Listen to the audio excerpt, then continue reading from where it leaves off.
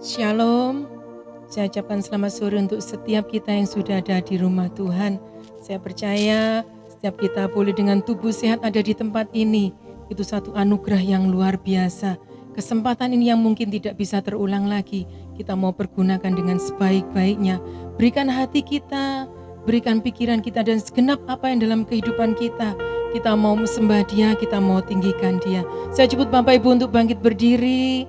Kita mau siapkan hati kita sembah Dia dan yakinkan bahwa sore hari ini Tuhan ada di tempat ini dan Tuhan sanggup untuk memberikan apa yang terbaik buat kita sesuai kebutuhan kita. Amin. Ku menyembah dalam kudus hadirat-Mu. Hampiri tata kasih karunia-Mu Bapa. Hampiri Dia, datang kepada Dia karena Dia sumber kekuatan. Kekuatanku hanya dalam hadirat-Mu, Yesusku. Hanya Kaulah segalanya. Dengan iman katakan, ku yakin Dia hadir. Ku yakin Kau hadir di sini. Ku rasakan kuasa yang tak terbatas. Ku yakin Kau nyata di sini. Amin. Kemenangan terjadi di sini.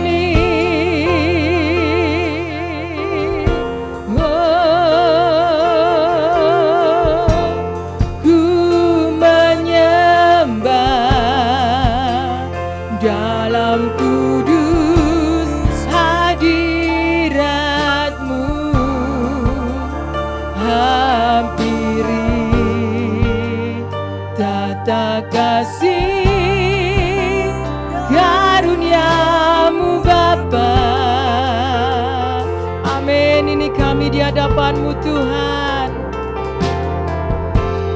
Kekuatanku hanya dalam hadirat-Mu, Yesusku. Hanya Kaulah segalanya. Hanya Dia segalanya. Katakan, ku yakin Engkau Tuhan.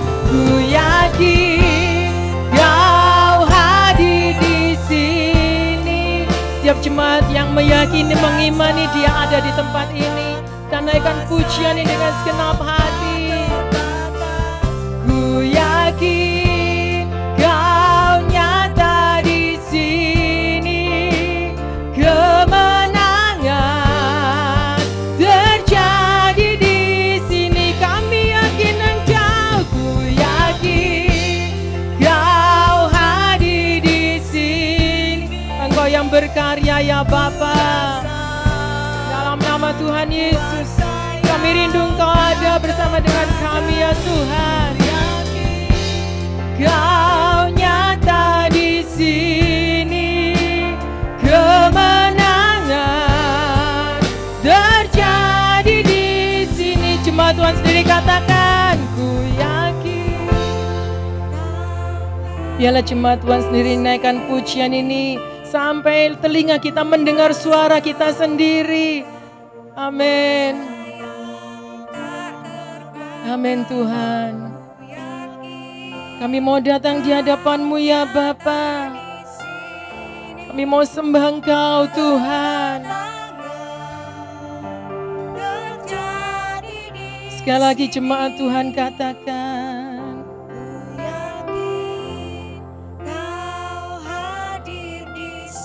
Ini iman kami di hadapan-Mu ya Bapa, Engkau sudah ada di tempat ini. Amin. Ku yakin Kau nyata di sini, kemenangan terjadi di sini. Ku yakin Engkau, ku yakin Kau hadir di sini. Ku rasakan kuasa yang tak terbatas. Ku yakin Kau nyata di sini, kemenangan terjadi di sini. Kami yakin Tuhan, ku yakin Kau hadir. Terima kasih ya Tuhan, Kau sudah ada bersama dengan kami ya Bapa. Kuasa yang tak terbatas, ku yakin Kau nyata di sini, kemenangan terjadi di sini. Kami yakin Engkau Tuhan, Kau hadir di sini. Amin. Ku rasakan kuasa yang tak terbatas.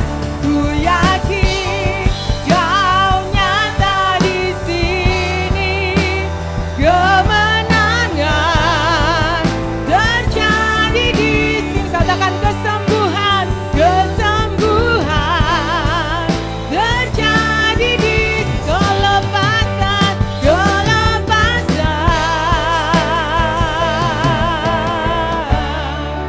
terjadi di sini. Berikan kemuliaan buat Tuhan kita. Setiap kita yang percaya Dia hadir, berikan penyembahan yang terbaik bagi Dia. Oh, haleluya, haleluya Tuhan. Terima kasih, syukur. Terima kasih Tuhan. Berikan syukur kita di hadapan Dia. Oh, haleluya, glory. Terima kasih Tuhan. Terima kasih ya Bapa, Engkau baik. Kami memuji Engkau, kami sembah Engkau Tuhan. Oh, haleluya, haleluya, Yesus. Kami memuji Engkau, kami mau bersorak-sorai bagimu.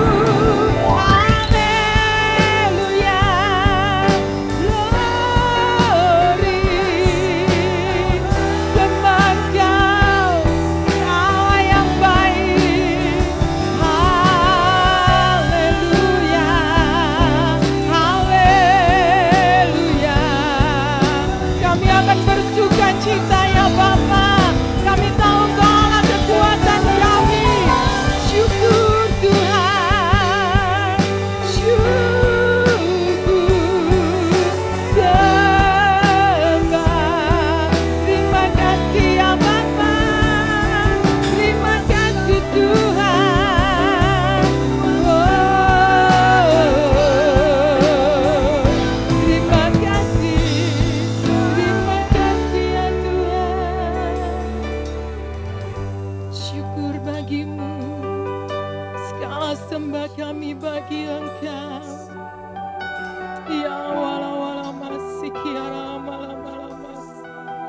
Ucapkan syukur di hadapan Dia. Jangan sampai waktu ini kita sia-siakan. Oh Yesus, kami mau menghampiri Engkau Tuhan. Kami bawa sembah kami di hadapan-Mu ya Bapa. Terima kasih ya Tuhan. Syukur.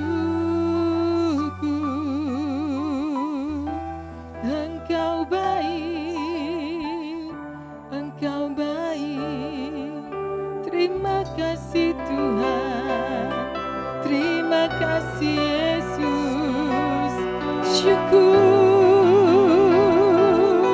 Terima kasih, Glory.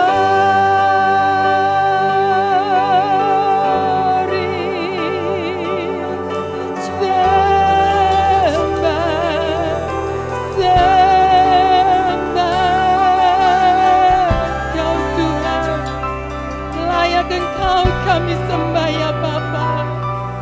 Ya wala wala wasiki, ya wala wala wasi, ya wala wala wala wala wasi, ya wala wala wasiki, ya rarararama. Kehadiran kami akan sia-sia ya Bapa jika kami tidak bisa menghampiri Engkau ya Bapa. Kami rindu Tuhan, kami rindu ya Bapa sore hari ini. Kami boleh bersorak-sorai ya Bapa. Kami rindu dengan hati kami. Kami menyembah Engkau ya Tuhan. Terima kasih Bapa, terima kasih. Bersama dengan seluruh umat-Mu yang ada di tempat ini ya Bapa. Kami mau tinggikan Engkau, Allah yang baik, Allah yang berkuasa, Allah yang hebat buat kami. Kami tahu ya Tuhan, Kau Allah Immanuel buat kami.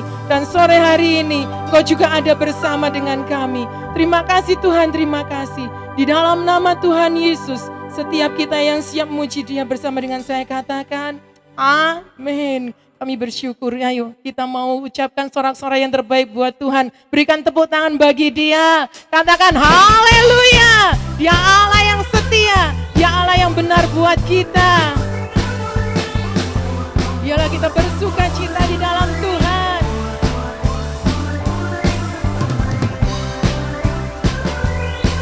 Dia sumber kekuatan, Dia sumber pertolongan.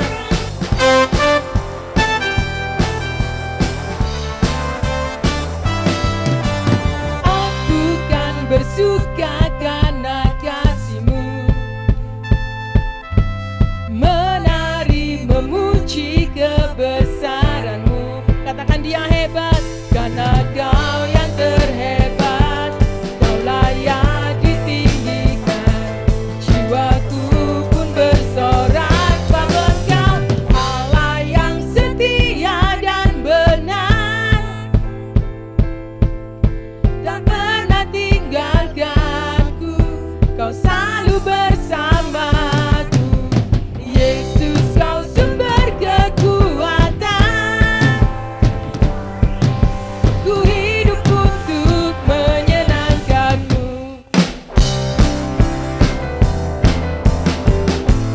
Amin. Biarlah kita berjalan bersama dengan Dia. Allah Immanuel, Dia setia. Aku kan bersuka karena kasih-Mu, menari memuji kebesaran-Mu. Katakan Dia hebat, karena Kau yang terhebat. Kau layak ditinggikan, jiwaku pun bersorak bahwa Kau Allah yang setia dan benar, tak pernah tinggalkanku. Kau selalu bersamaku. Yesus, Kau sumber kekuatan. Biarlah hidup kita hanya menyenangkan Dia. Ku hidup untuk menyenangkan-Mu. Amin. Kau Allah yang setia, selalu bersamaku. Amin. Katakan Dia bersama kita. Yesus Tuhan mulia. Hidupku milik-Mu, Allah yang setia dan benar. Amin. Tak pernah tinggalkanku. Kau selalu bersamaku. Yesus, Kau sumber kekuatan. Ku hidup untuk menyenangkan-Mu. Ya Allah setia buat kita, Allah yang setia dan benar, tak pernah tinggalkanku. Kau selalu bersamaku. Yesus,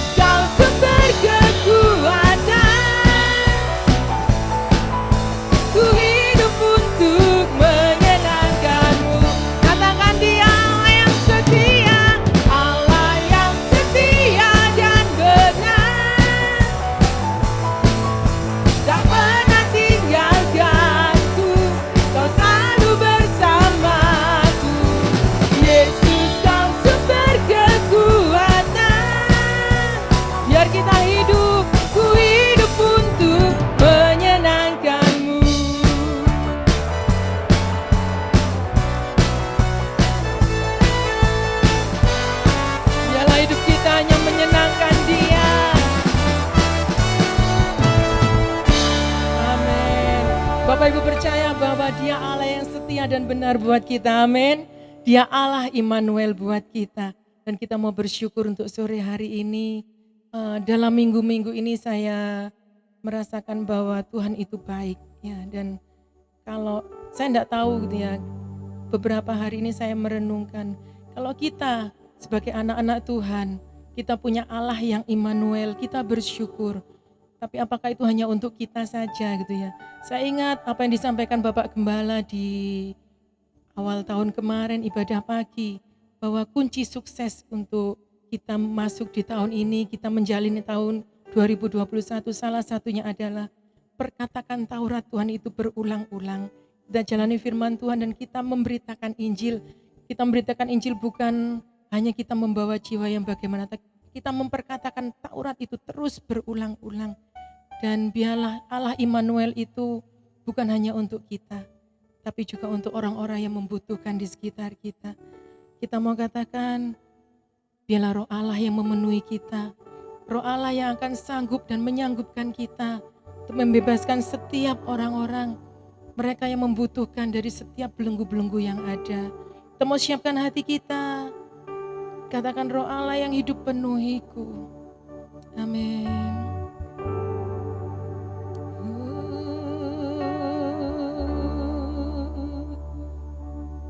Terima kasih ya Bapa. Roh Allah yang hidup penuhiku, roh Allah yang hidup pulihkanku, turunlah urapan ke atasku, membangkitkan kuasa-Mu. Katakan roh Allah,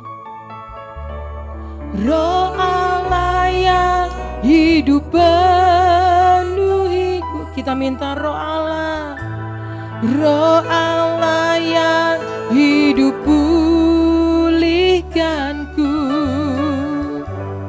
turunlah urapan ke atasku, membangkitkan kuasa-Mu, membebaskan hidup yang terbelenggu, memulihkan hati mereka yang terluka, serta menjelikan mata yang buta. Jadikan hidupku alat-Mu, dipenuhi urapan baru, menyatakan kebesaran kuasa-Mu. Amin. Roh Allah yang hidup penuhiku. Biarlah kita mintanya roh Tuhan yang menguasai kita, memampukan kita boleh menjalani tahun ini bersama dengan Tuhan. Turunlah urapan ke atasku, membangkitkan kuasa-Mu. Amin. Roh Allah yang hidup penuhiku, bawa kami ya Tuhan. Roh Allah yang hidup pulihkanku, turunlah urapan ke atasku, membangkitkan kuasa-Mu, membebaskan hidup yang terbelenggu, memulihkan hati mereka yang terluka,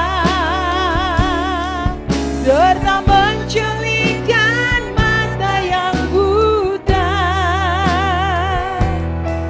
Jadikan hidupku alat-Mu, dipenuhi urapan baru, menyatakan kebesaran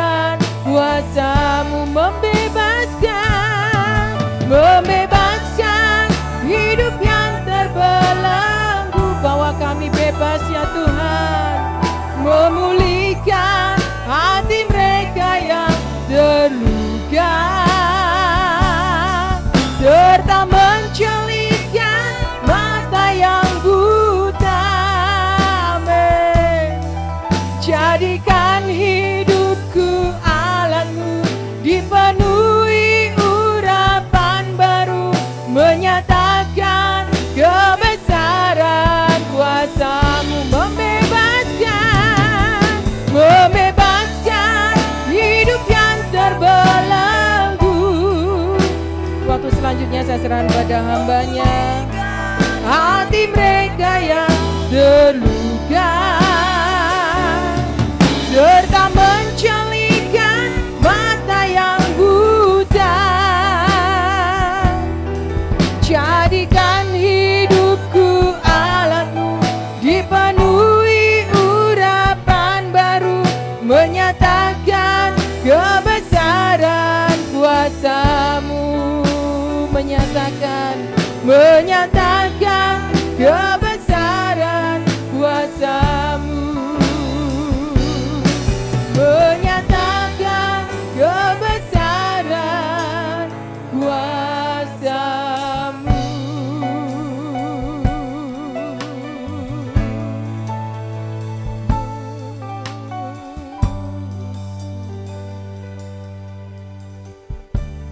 Percaya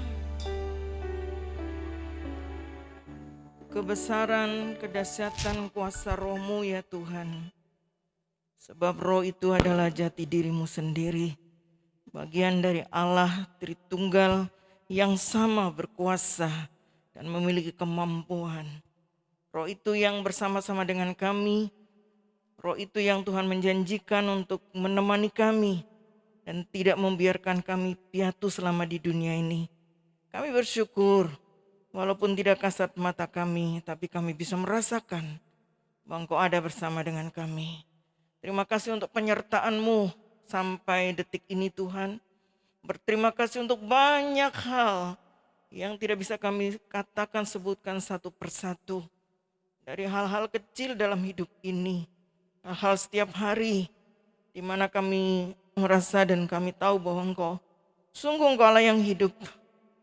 Dan buat kami yang belum pernah mengerti itu, kami rindu Engkau menjamah kami, membuka mata kami seperti Ayub, sehingga kami boleh berkata, dulu kata orang, tapi sekarang mataku sendiri melihat keajaiban-Mu. Kami rindu mengenal-Mu lebih lagi.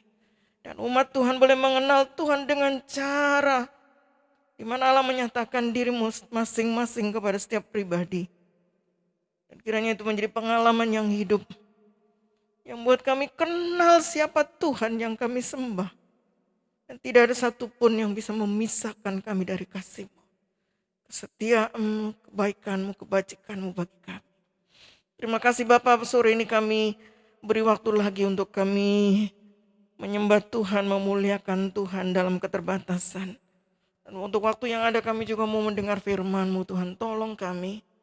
Waktu yang sedikit ini kami boleh berkonsentrasi dan kuasa Allah bekerja menjamah setiap kami.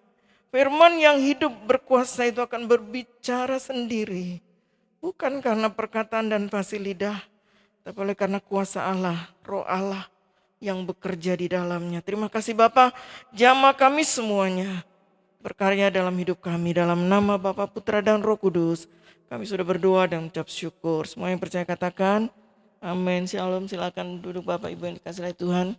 Saya tidak pakai PowerPoint karena saya hanya mau ngajak saudara untuk baca-baca saja dari Mazmur ini. Saya lebih mengizinkan Bapak Ibu Saudara untuk melihat apa yang Tuhan mau katakan dari kitab Mazmur ini. Mazmur 18 ini Mazmur ayatnya cukup panjang. Saya tidak akan baca semua karena ini 51 ayat kita baca. Saya belum sempat terangkan, habis nanti. Oke, kita baca dulu Mazmur 18. Baca dulu dari ayat 1 sampai 20. Baru sambung lagi beberapa bagian ayat yang penting untuk menghantar kita. Kita baca bersama-sama saja. Saya baca judulnya, lalu kaum wanita baca ayat ganjil ya. Kaum pria ayat genap dan 1 sampai 20 dulu. 1, 2, 3 nyanyian syukur Daud. Untuk pemimpin biduan dari hamba Tuhan, yakni Daud, yang menyampaikan perkataan-perkataannya nyanyian ini kepada Tuhan. Pada waktu Tuhan telah melepaskan dia dari cengkraman semua musuhnya dan dari tangan Saul. 1, 2, 3, kaum pria.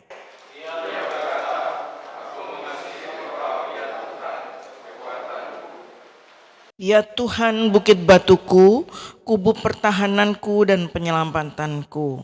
Allahku, gunung batuku, tempat aku berlindung. Perisaiku, tanduk keselamatanku, kota bentengku.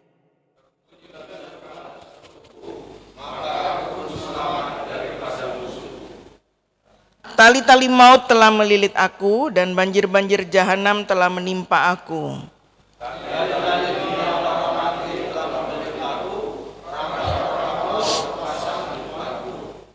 Ketika aku dalam kesesakan, aku berseru kepada Tuhan. Kepada Allahku, aku berteriak minta tolong. Ia mendengar suaraku dari baitnya. Teriakku minta tolong kepadanya sampai ke telinganya.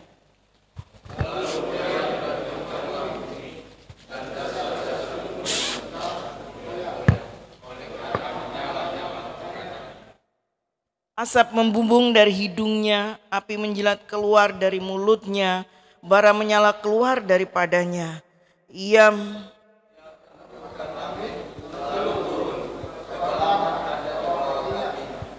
Ia mengendarai kerup lalu terbang dan melayang di atas sayap angin.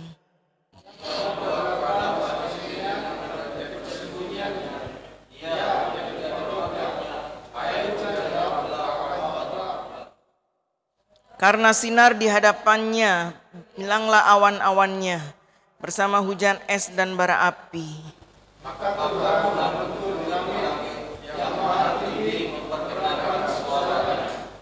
Dilepaskannya panah-panahnya sehingga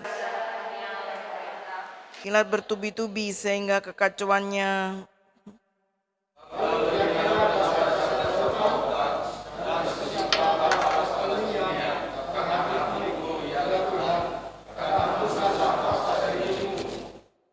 Ia menjangkau aku dari tempat tinggi, mengambil aku, menarik aku dari banjir.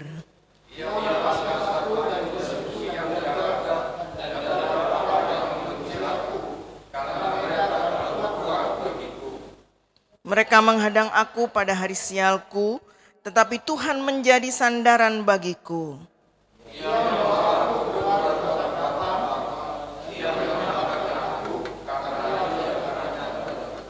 Kita sambung ayat 29 sampai 36.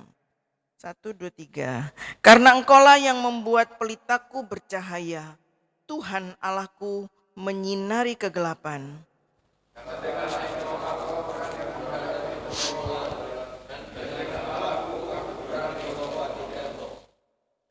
Adapun Allah jalannya sempurna, janji Tuhan adalah murni. Dia menjadi perisai bagi semua orang yang berlindung padanya.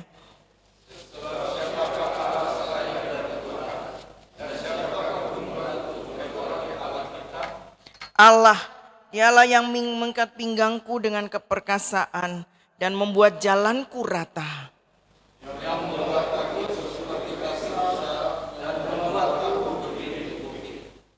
Yang mengajar tanganku berperang sehingga lenganku dapat melenturkan busur tembaga.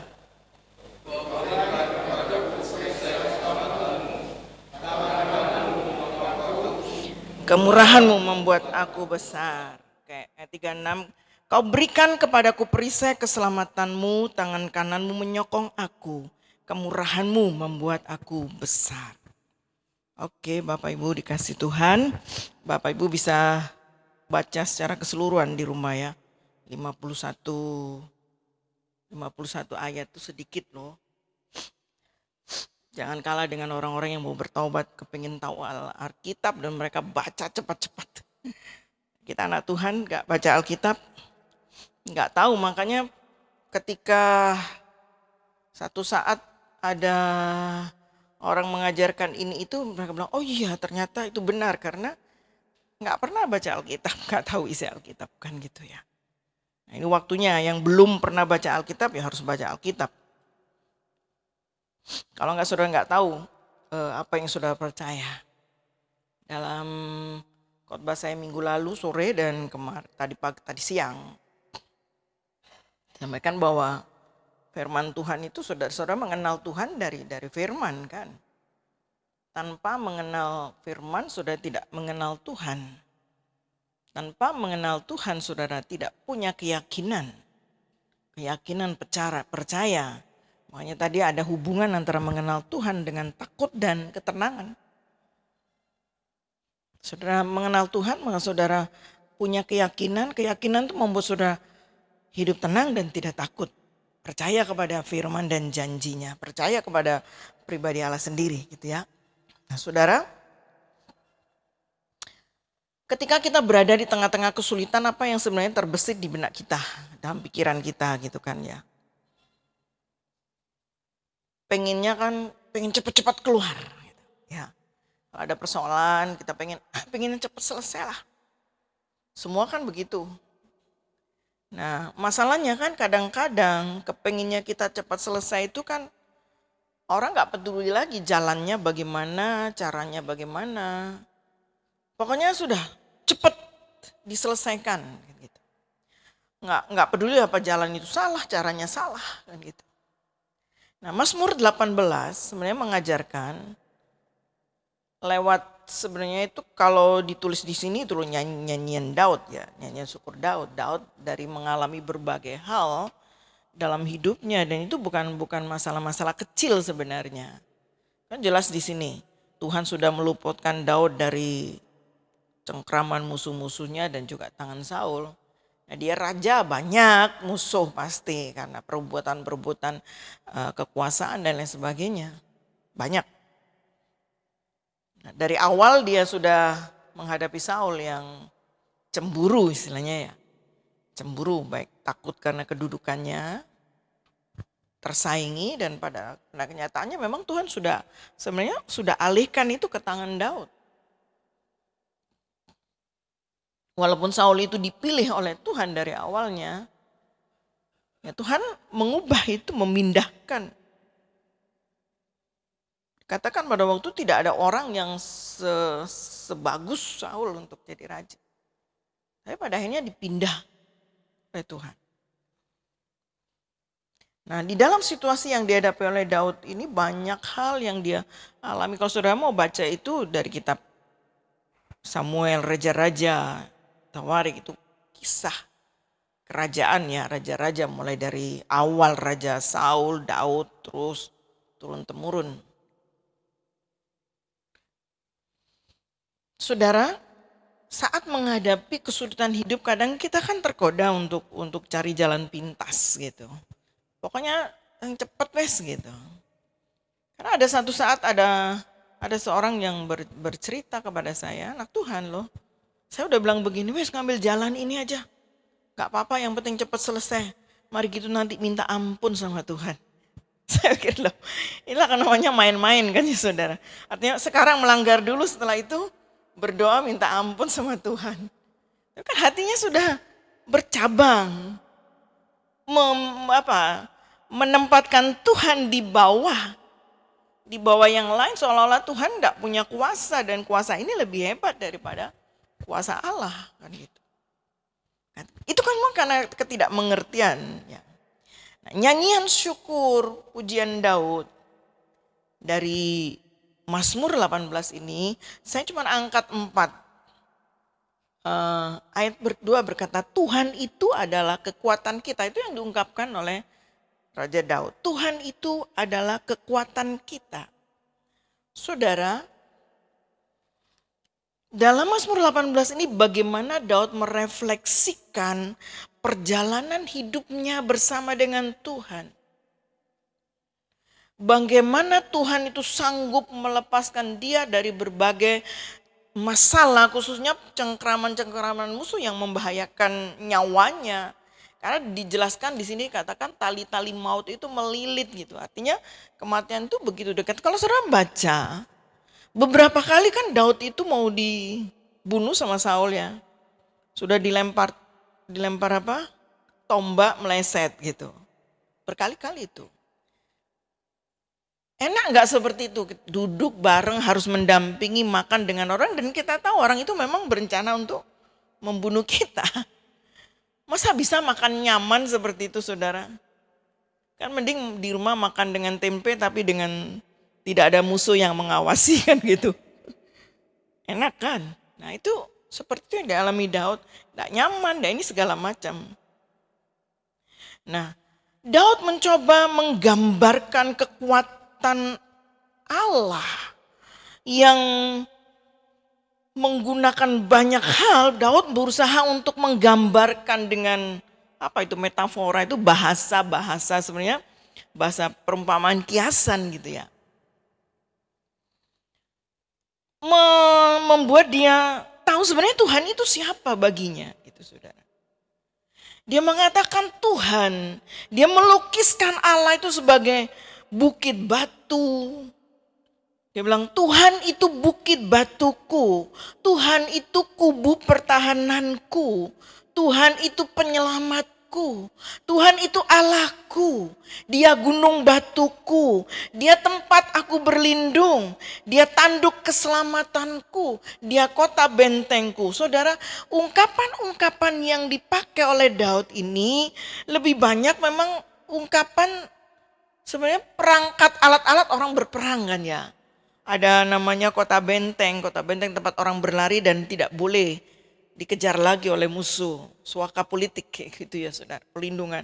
Dia gunung batu perlindungan, yaitu seperti orang perang buat gundukan tempat orang sembunyi dan sebagainya.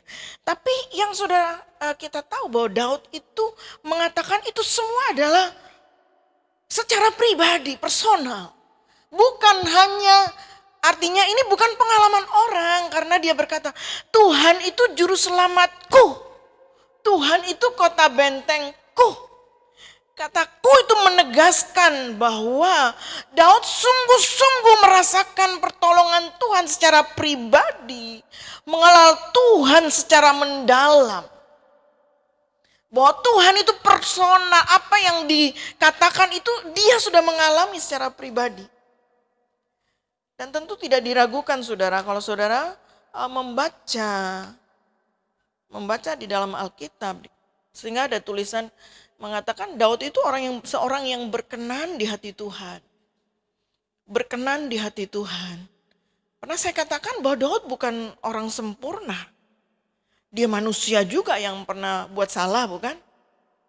Salahnya salah nggak main-main loh ya. Ya kan? Sudah tahu di mana kesalahan Daud? Ngambil bini orang. Suaminya dibunuh.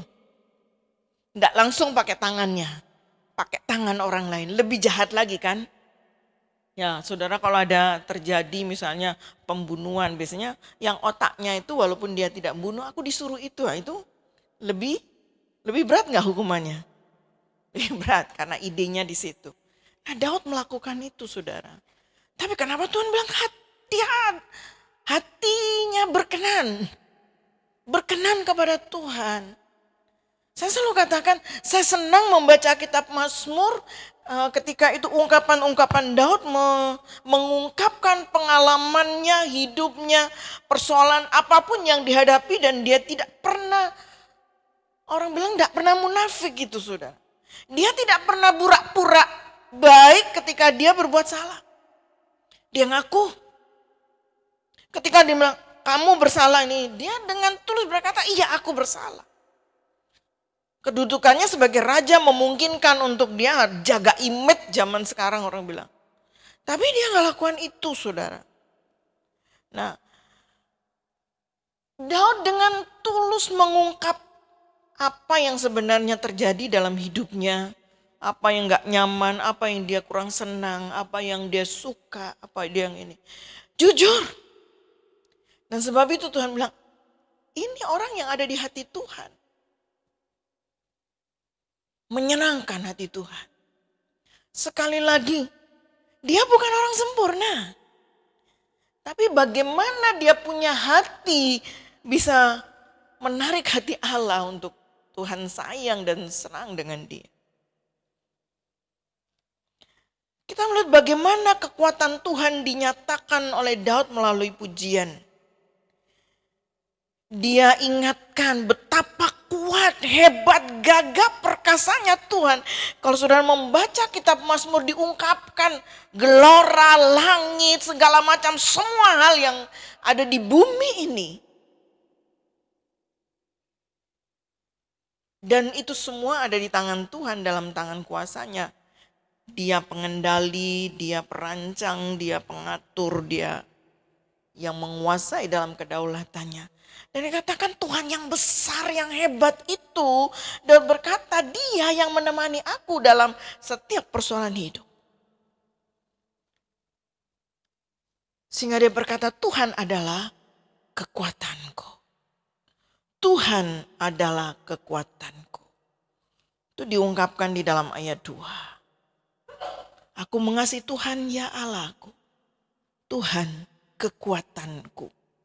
Lalu diuraikan ayat-ayat selanjutnya. Tuhan itu siapa? Kota, benteng, penduduk dan sebagainya. Tuhan kekuatannya itu seperti itu tadi. Dia bisa sebagai apa saja yang diperlukan oleh seorang raja ketika dia menghadapi perang. Ketika dia menghadapi musuh, dan Tuhan berperan sebagai semua hal itu bagi hidup Daud secara pribadi. Yang kedua, ayat 4. Tuhan itu layak dipuji. Daud berkata, Tuhan itu, terpujilah Tuhan seruku, maka aku pun selamat daripada musuhku. Tuhan layak untuk dipuji. Daud menyadari bahwa Tuhan yang kuat, Tuhan yang pernah menyelamatkan. Dan seharusnya dia ungkapkan itu, Tuhan juga yang sebenarnya pernah menyelamatkan, menolong kita dari berbagai hal. Dan pemazmur mengajak kita untuk melihat, dia berkata dalam belajar dari sepanjang sejarah kehidupan manusia untuk melihat peran Allah di mana untuk Allah bertindak dalam hidup sehari-hari. Nah, Tuhan Mazmur ini mengajak kita untuk mengingat itu gitu saudara. Artinya kalau Tuhan menolong Daud, pasti Tuhan juga pernah menolong orang percaya kan. Kan Daud sendiri pernah berkata, dulu aku muda, sekarang aku tua. Artinya ada pengalaman panjang, waktu yang cukup panjang. Dulu aku muda, sekarang tua. Saya masuk Probolinggo menikah umur 26 tahun.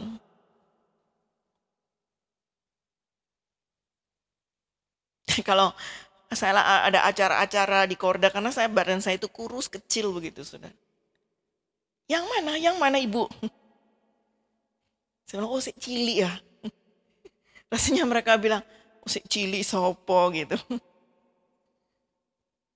Tapi saya selalu belajar seperti Timotius berkata, jangan orang menganggap engkau rendah walaupun engkau masih muda. Yaitu bukan karena kita, tapi kebergantungan kepada Tuhan. Artinya waktu itu begitu, sebentar. Sekarang sudah 31 tahun. Dan apa yang dikatakan Daud itu, saya mengalami itu sudah. Dulu aku muda, sekarang udah menjadi tua. Orang bilang melek merem. Sekejap. Tapi yang penting kan bukan seberapa lama kita hidup, tapi bagaimana kita dalam hidup itu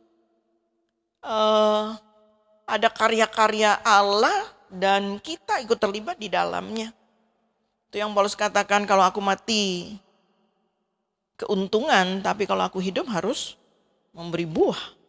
Ada hal-hal yang kita harus berdampak ketika kita masih hidup. Apa yang bisa dirasakan dan dinikmati oleh orang lain dalam hidup. Ada Orang bijak berkata gini, hidup kita ini saudara, selalu dipengaruhi dan mempengaruhi.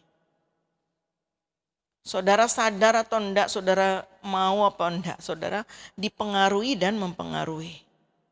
Dipengaruhi oleh orang-orang, ya. Makanya tadi Pak Nim bilang, coba sekali-sekali ingat siapa orang-orang yang berperan dalam hidup. Saya akhir-akhir ini mencoba untuk rekonsiliasi dengan hal-hal seperti begitu.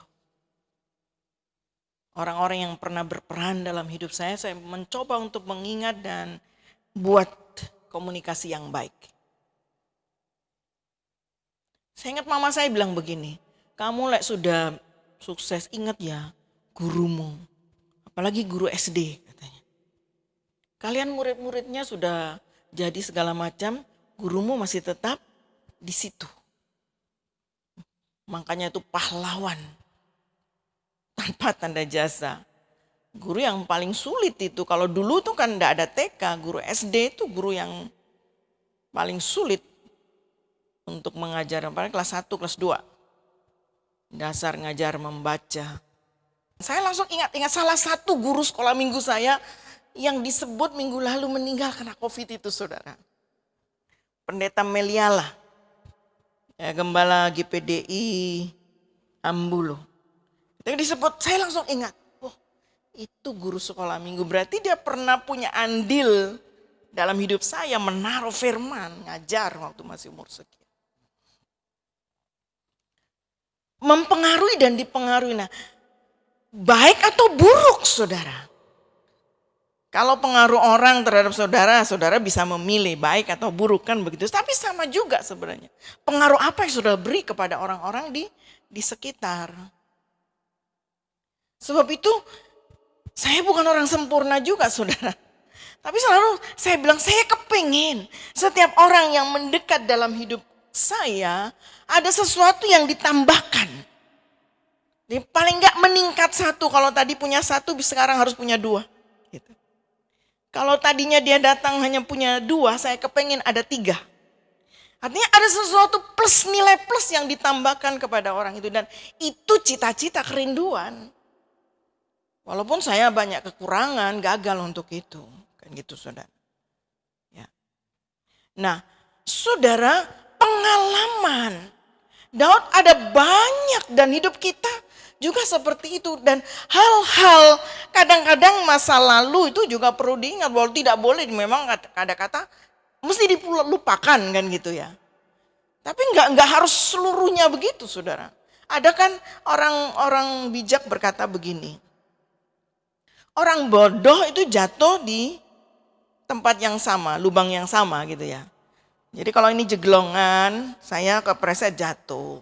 Nah lain kali hari saya jatuh di sini lagi, itu saya bodoh.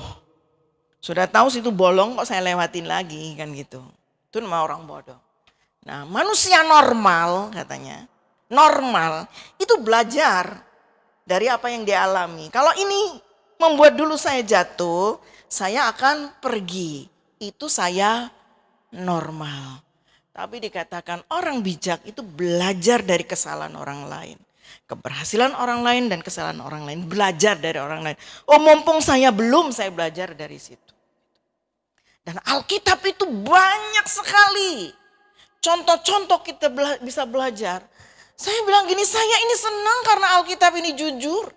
Alkitab tidak menulis hanya hal-hal yang hebat. Alkitab menulis banyak tokoh-tokoh Alkitab yang juga gagal dalam hidupnya. Mereka pernah jatuh, mereka pernah gak sukses, mereka pernah mengalami berbagai hal. Dan dari situ kita belajar. Tapi yang pasti bahwa pengalaman hidup pribadi itu, khususnya pertolongan ketika mengalami Tuhan secara pribadi itu perlu diingat saudara. Karena berdasarkan itu kita akan mengatakan begini, oh Tuhan dulu bisa tolong saya dalam hal ini, pasti juga Tuhan bisa tolong kan gitu. Dan Tuhan yang luar biasa. Berapa kali dalam hidup kita ngadapin kesulitan, mara bahaya, ditolong oleh Tuhan. Sampai sekarang saya ingat Tuhan itu lepaskan dari saya pernah dari sakit, pernah juga dari kecelakaan. Saya ingat, saya masih tahun berapa, 94 ya. Saya mondar-mandir untuk menyelesaikan sekolah dari sini. Saya bawa buku satu, itu saya pinjam. Bawa buku satu tas ukuran berapa segini tuh, full buku. Nah saya naik bis dari sini tuh saudara, bis itu kecelakaan di Singosari. Saya waktu naik bis mau duduk, saya duduk di belakang kan. Saya waktu mau duduk gini, oh saya di depan, saya duduk di depan. Tapi waktu itu saya mau duduk begini, tiba-tiba biasanya nggak pernah, saya kan setiap minggu mondar-mandir naik bis. Tiba-tiba ada hati kecil saya bilang ini, tabrakannya apa ini ya? Gitu sudah. Nggak pernah loh sebenarnya. Saya mau berdiri, mau pindah. Saya takut di depan, saya mau pindah ke belakang. Tapi alah, aku pindah ke belakang juga lah, kecelakaan saya nggak tahu dari depan atau dari belakang kan. Jadi saya duduk lagi. Benar begitu saya mulai ngantuk-ngantuk begitu, tiba-tiba saya gitu, dan saya terlempar ke depan. Saya lihat ke rame, kenapa? Bis itu ditabrak dari belakang oleh truk itu, sampai miring ke sana dan nabrak pohon. Tapi saya kan, ditabrak dari belakang. Ya saya tenang aja karena pikirnya enggak terlalu parah, sudah diam. Akhirnya sampai turun di Malang, ke Batu. Hari itu saya selesaikan semua. Besoknya saya dari Batu, saya ke Surabaya dulu karena saya mau cari buku lagi di Gramedia. Begitu saya naik bis, ini saudara, saya naik, saya lihat ada satu bangku di depan. Jadi saya mau jalan ke sana, ada satu bapak serondol saya saudara. Dia singkirkan saya begini, lalu diambil tempat duduk itu. Saya pikir, ya sudahlah. Kalau saya tengok di paling belakang sendiri ada satu bangku yang panjang di belakang itu ya, 5-6 orang. Jadi saya masuk di sela-sela itu dan sudah. Saya mau capek, hampir maghrib saya tertidur. Begitu sampai di Pandaan, habis dari terminal mau ke Surabaya itu. Jalan, wah ini bukan seperti yang kemarin itu. Orang sudah pakai doa-doa segala macam itu sambil teriak-teriak. Saya itu masih mikirin buku ini karena ini buku pinjam. Saya bilang ini kalau hilang, saya nggak tahu carinya di mana karena buku-buku itu kan buku lama segala macam. Saya pegang begini, orang tendang saya semua begitu saudara. Akhirnya kami turun. Begitu pintu itu dibuka, pintu depan, ada orang jatuh. Saya langsung gemeter, saya tidak bisa berdiri saudara. Karena orang itu yang nyerobot tempat duduk yang mau saya tempati itu. Mati. Itu kejatuhan TV di depan itu kan persis ada TV kan duduk itu ya. Karena itu dengan truk yang bawa itu dan kaca dari depan sampai ke sini tuh kena semua. Saya mencari-cari begini, ada pedih sobek apa enggak? Saya lihat bibir saya rupanya kehantam gigi ya, saudara. Tapi enggak, tapi cuman memang saya benar-benar takut. Saya takut ini belum ke Surabaya, saya mau cari. Ada yang ke Surabaya, mau ke Surabaya. Saya takut mau naik menerusin itu saudara. Benar takut. Lalu akhirnya mereka bilang, iya aku mau ikut saya. Aku melok ya. Cari teman walaupun gak kenal saudara, saking memang takut. Dan begitu duduk saudara, saya duduk di bangku bagian tengah begini, saya terus lihat ke depan. Sepanjang jalan bilang gini, Jara Yesus, Yesus tolong, Yesus tolong. Itu mengganggu saya. Sampai di tempat adik saya kan rencana mau cari buku itu. Saya malah begini tuh, Tuhan bagaimana nanti pulang. Saya takut, benar-benar takut karena itu orang yang mati itu mestinya saya bilang, aduh mestinya saya yang mati.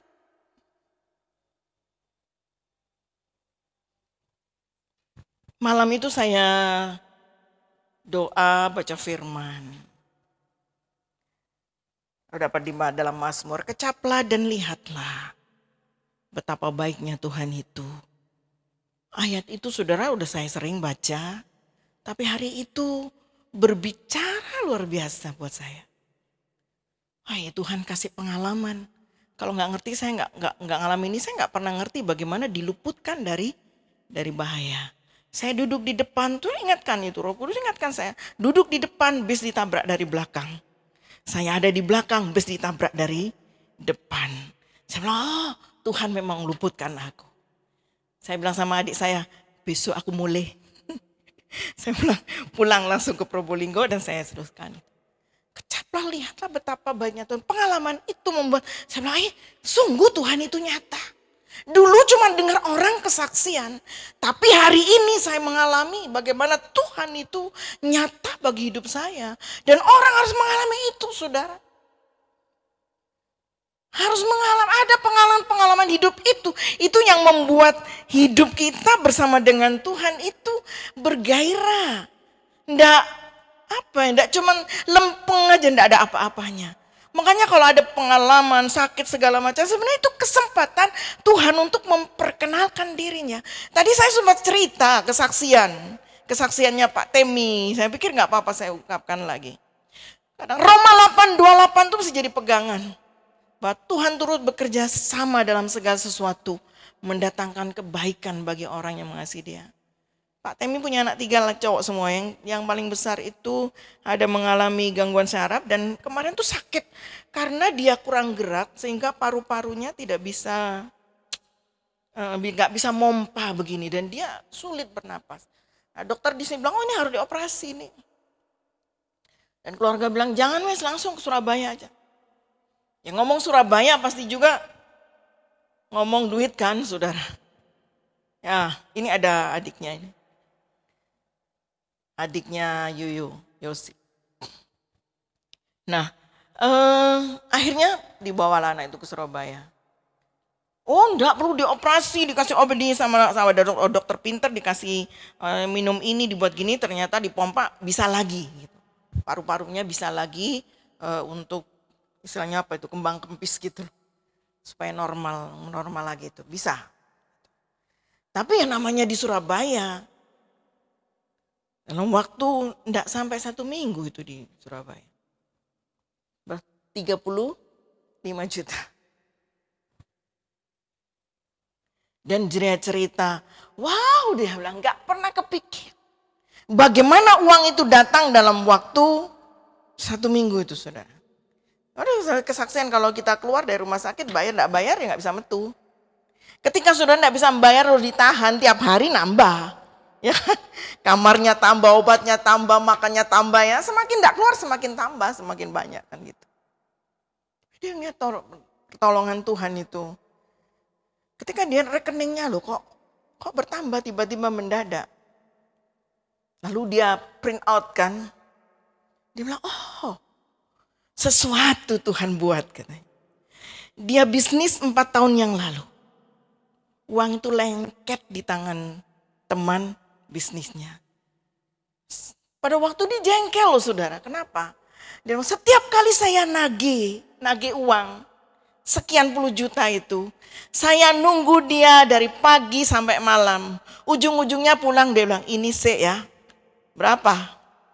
Bukan 1 juta, 150.000. Uangnya puluhan juta, 35 juta, 30 berapa juta begitu. Nah lama-lama dia kesel sudah. Setiap nagih uangnya itu kayak, aduh, dia bilang, menderita banget. Dibayar cuma 150, 100.000. Ya udah biarin wes. Jengkel dia sudah dilupakan itu. Nah ini, kemarin ini dalam waktu seminggu. Pak Temi bilang, aku enggak cerita kepada dia, enggak ngomong, enggak nagih juga. Karena sudah, saya pikir mau nagih, wong dulu juga seperti itu. Apalagi sekarang udah lama. Aneh, orang itu naruh dalam waktu, hari ini sekarang 5 juta, besoknya lagi sekian juta. Pokoknya dalam waktu itu dilunasin uang itu dan itu yang cukup untuk membayar. Roma 8:28 bukan? Ketika itu saya ngomong gini sama Pak Temi, berarti duit itu memang harus ditahan untuk ini. Percaya bahwa Tuhan dalam providensianya. Gitu. Tuhan itu kan tahu segala sesuatu sebelum kejadian kan saudara. Tuhan udah nyiapin itu. Nah masalahnya ketika kejadian itu kan pasti ngamuk ya, kesel. Waduh duit kok dikemplang Jawanya orang bilang gitu. Tapi sekarang baru tahu, oh bersyukur. Ternyata kalau itu uang ada di tangannya sudah habis, tidak ada lagi untuk bayar ini. Tapi Tuhan tahu itu semua. Nah beberapa waktu itu Pak Nimka cerita tentang pengalaman kami seperti itu. Tetap percaya, makanya gak usah bersungut-sungut saudara. Kalau pengalaman sesuatu terjadi, belajar bilang begini, Tuhan ini terjadi karena apa? Kalau karena sebuah kesalahan, ampuni dan tolong saya. Kan begitu ya. Ampuni untuk saya, tolong bisa berbalik secara benar baik kepada Tuhan. Tapi kalau ini memang rencana Tuhan, Tuhan kasih kekuatan untuk saya melewatinya. Dan Tuhan mulai nyatakan hal-hal yang baik yang dia inginkan, dia rencanakan. Tuhan layak dipuji, Tuhan yang besar, yang luar biasa itu, Tuhan yang hebat itu nyata dalam hidup sehari-hari. Selalu saya katakan, karena kita yang tidak mau membuka diri untuk memberi kesempatan untuk ngerti bahwa Tuhan itu sedang berkarya dalam hidup saudara dan saya. Bukan hanya hal-hal yang besar. Yang ketiga, sebentar lagi, Tuhan itu mendengar doa. Ayat 7. Ketika aku dalam kesesakan, aku berseru kepada Tuhan. Ia mendengar suaraku dari baitnya. Teriakku minta tolong kepadanya sampai di telinganya. Saya lupa siapa yang penyanyi menyanyikan lagu ini. Berapa tahun yang lalu. Tayuda Melool atau Robert Louis atau siapa. Tapi lagu ini cukup terkenal. Ketika aku dalam kesesakan, aku berseru pada Yesus. Ku berteriak, mohon pertolongan. Terdengarlah suaraku di baitnya. Ayat 17 bunyi. Ku dijangkaunya dari tempat tinggi. Dia melepaskanku dari musuh. Jadilah Tuhan perisai hidupku. Terpujilah apa?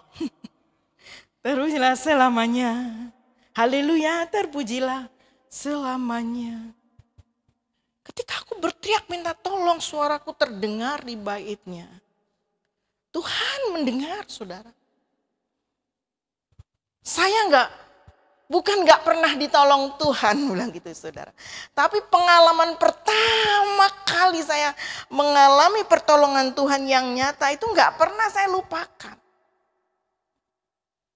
Saya pernah saksi dan tak berapa kali, barangkali saya kepengen menceritakan itu.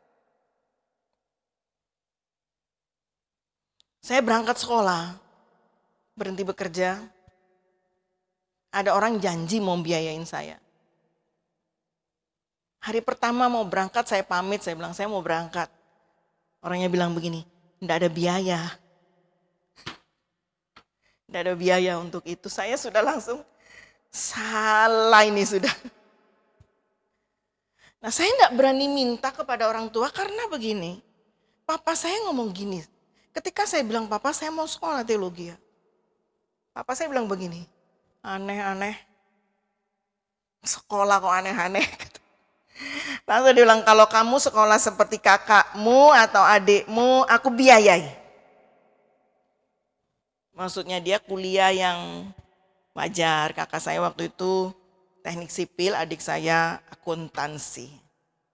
Maksudnya dia ini kakak adiknya ini punya masa depan. Kamu apa sekolah itu? Papa bilang, enggak, tak biaya, aku cuman itu aja. Ya sudah, saudara nggak bisa paksakan. Maksud mau tarik-tarik duitnya dari dompetnya ya enggak bisa. Saya waktu masuk itu saya pikir ini salah kali. Sudah enggak dikasih biaya sama orang tua, ada yang beri sponsor katanya worong. Saya masuk, saya punya gaji terakhir. Saya bayar untuk asrama bulan pertama itu dengan uang itu. Selanjutnya enggak ada. Secara manusiawi saya mulai berontak. Salah kali aku Tuhan. Kok maksa ya aku ada di sini?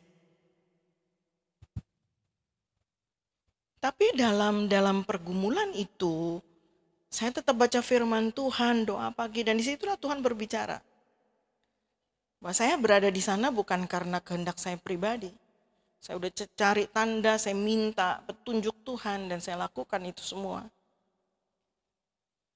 Saya bilang tiba-tiba saya dipanggil.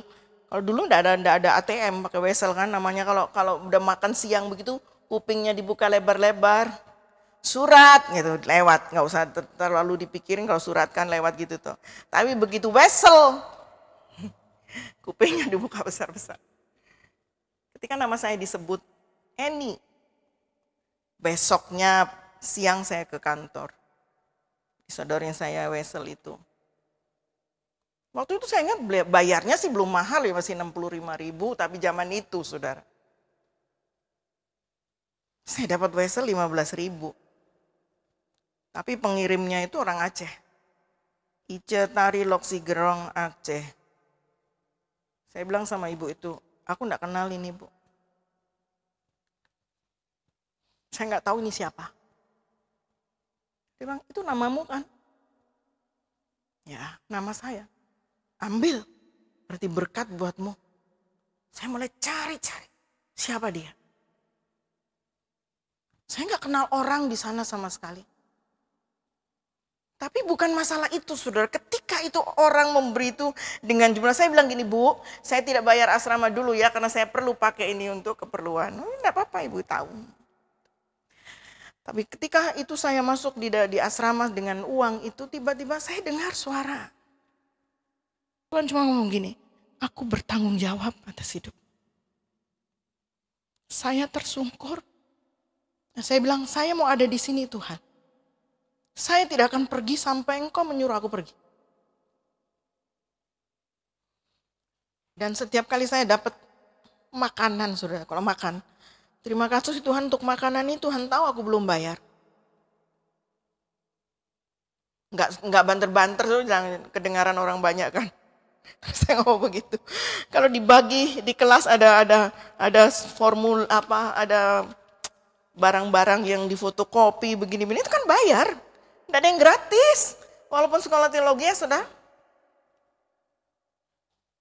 Saya bilang terima kasih buat ini, Tuhan tahu bahwa ini saya belum bayar.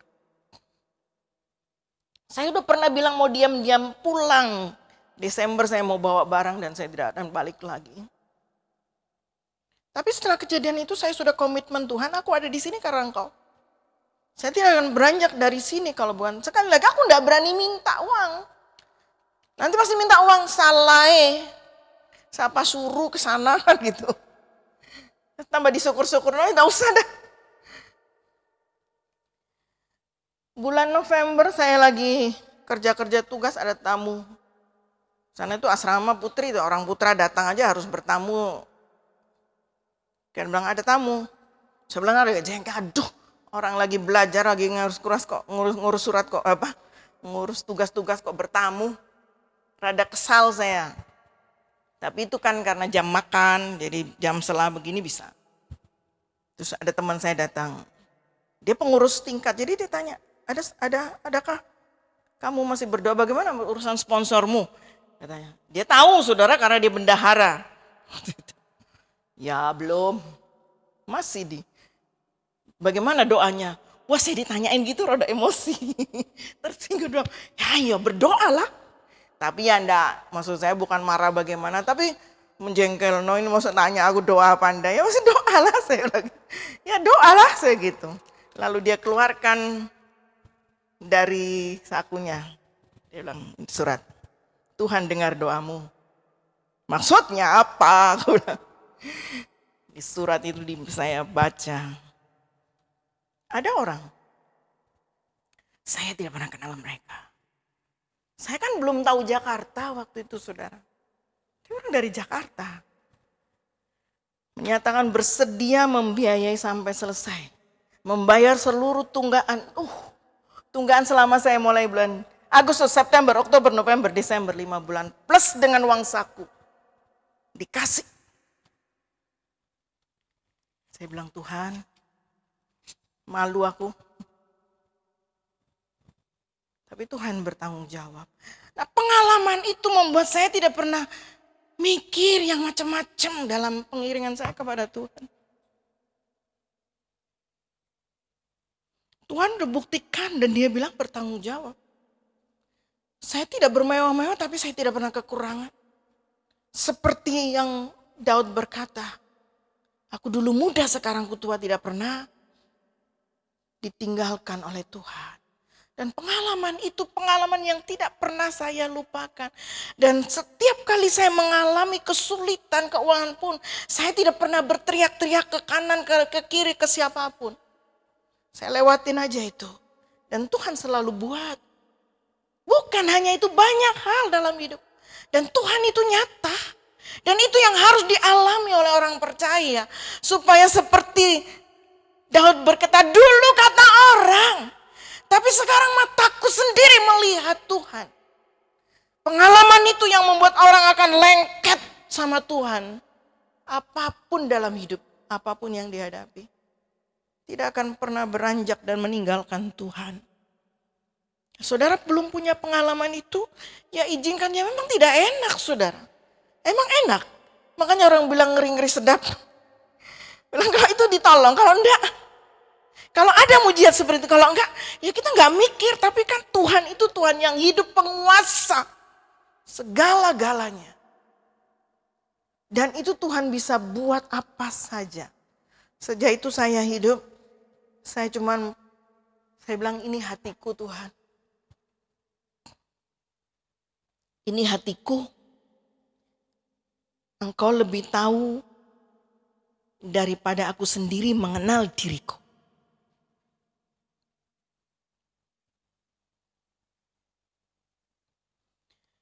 Sesungguhnya Tuhan mendengar ketika kita berteriak. Kalau belum itu bukan berarti tidak mendengar. Mungkin Tuhan bilang tunda. Ya kan? Bukan sekarang nak, nanti ada waktunya. Tuhan sedang memproses, Tuhan sedang membentuk, yang pasti dalam semua itu Tuhan mau sebenarnya kita itu semakin indah di pemandangannya. Kan tujuannya Tuhan sampai di situ toh saudara. Lewat semua hal dalam hidup ini Tuhan bentuk kita. Proses kita semakin berkenan sama Tuhan. Menyenangkan hati Tuhan. Sudah jam 6 lebih, saya harus berhenti. Bertanggung jawab. Artinya begini saudara, lewat Mazmur 18 ini Daud berusaha mengungkapkan kepada kita, ini loh Tuhan. Aku udah ngalami ini. Seperti yuk, gitu. Dia seperti ngajak yuk. Alami seperti apa yang ku alami. Indah hidup bersama dengan Tuhan. Bukan tidak ada air mata. Tapi air mata pun itu pun air mata yang akan membawa sukacita buat kita pada waktunya. Alkitab berkata ketika pencobaan itu datang kita nggak ngerti sebenarnya maksud Tuhan itu apa dengan semua peristiwa ini. Tapi pada waktunya Tuhan akan menyatakan bahwa itu semua untuk kebaikan saudara dan saya. Jadi izinkan Tuhan. Izinkan Tuhan untuk hadir dalam hidup saudara dan menyatakan isi hatinya. Kadang-kadang bilang, kok Tuhan itu misterius? Iya, ada nyanyian jalanmu tak terselami, kadang saya nggak ngerti. Tapi sesungguhnya dia tidak misterius. Hatinya saudara bisa tahu di mana saat dia memberi hidup bagimu di atas kayu salib. Hati Tuhan.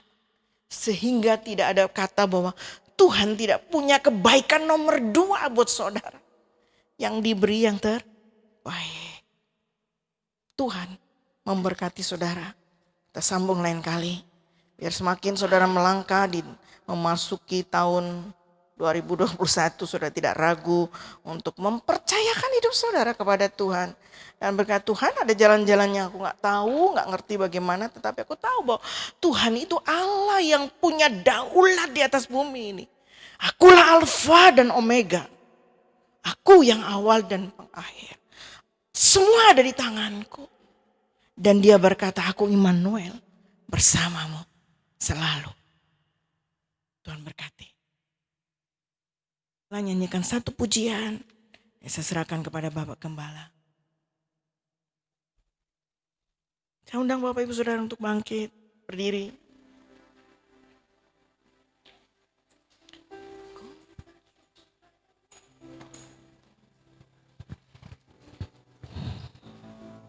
Ya.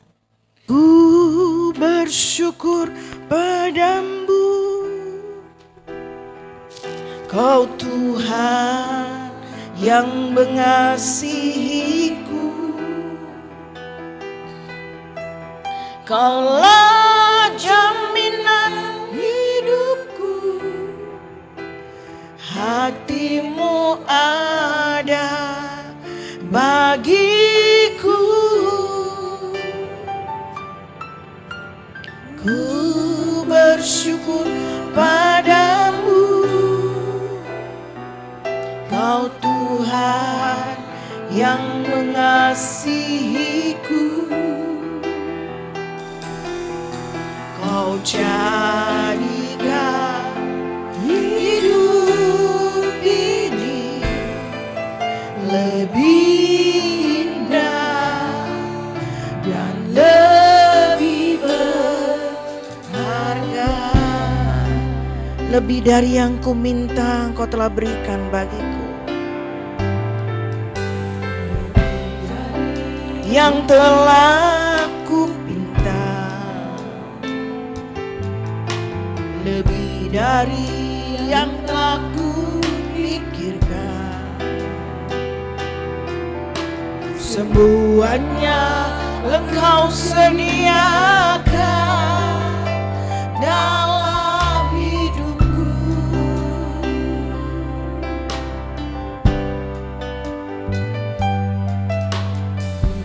Dapat aku mengukurnya, atau dapat aku menghitungnya. Kebesaran kasih-Mu ya Tuhan, yang Kau berikan.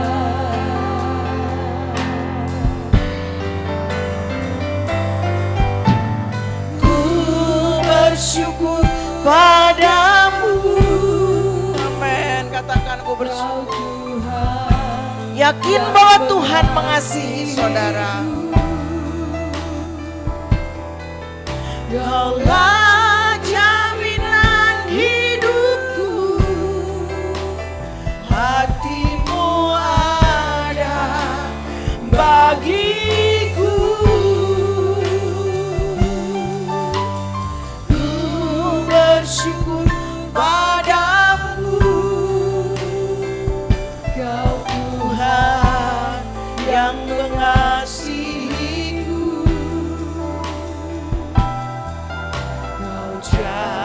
Jadikan hidup ini lebih indah dan lebih Katakan ku bersyukur padamu, ungkapkan syukur dari hati saudara.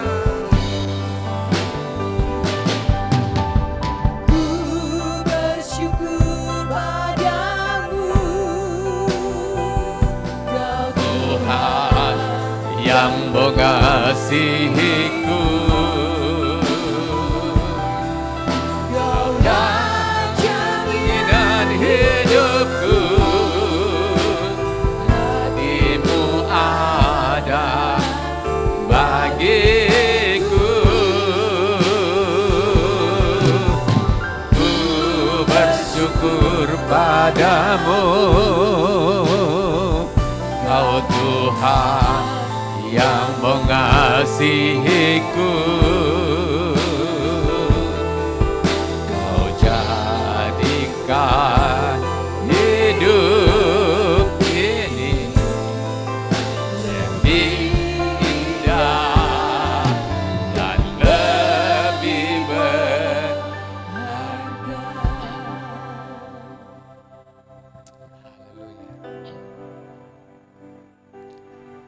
Tuhan itu baik.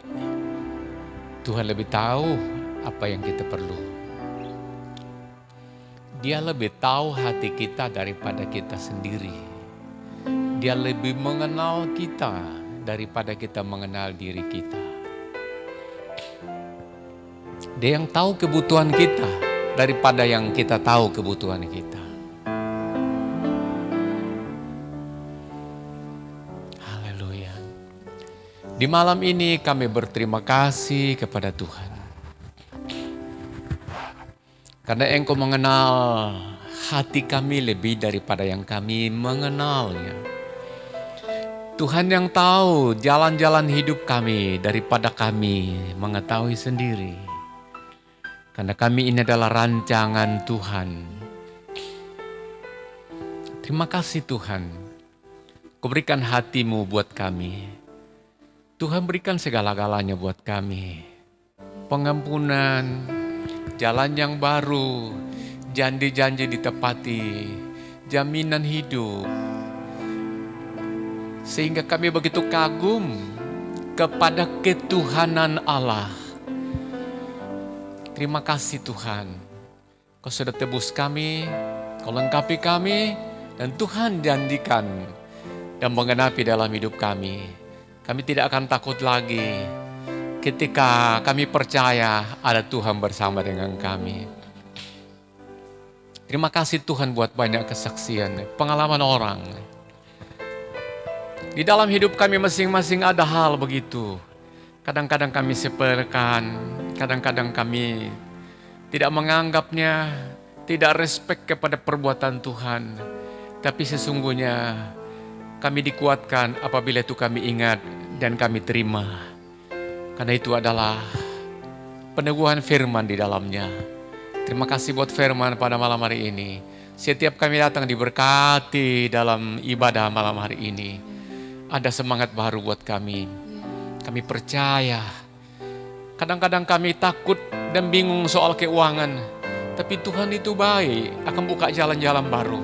Dalam masa-masa hidup dalam masa pandemi ini Tuhan. Betapa susahnya menghadapi hidup hari esok. Tapi kami percaya hari esok kami bersama dengan Tuhan. Kami tak sendirian. Kami percaya penyertaan janji Tuhan itu. Terima kasih Tuhan. Yakinkan kami. Tuhan kami adalah Immanuel. Terima kasih banyak. Beri kami sehat. Cukupi makan minum kami. Beri kami damai sejahtera. Tempat di mana kami bekerja diberkati Tuhan. Proyek, pabrik, lembaga, kantor, di laut, di daratan, perbengkelan, di toko. Apapun yang kami kerjakan, pekerjaan itu diberkati Tuhan.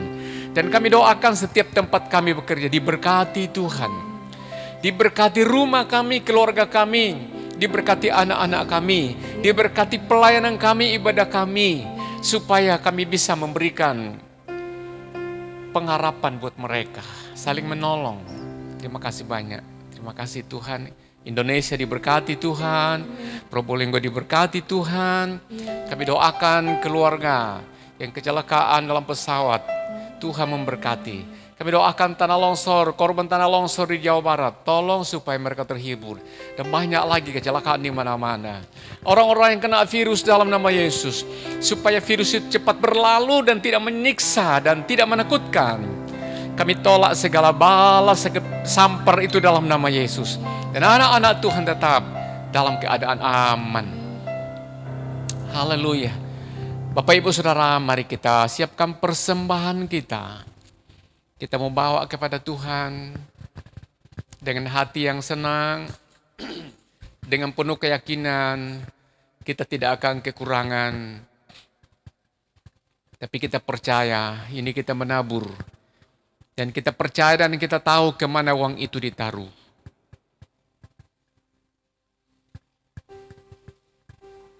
Tuhan akan bertanggung jawab.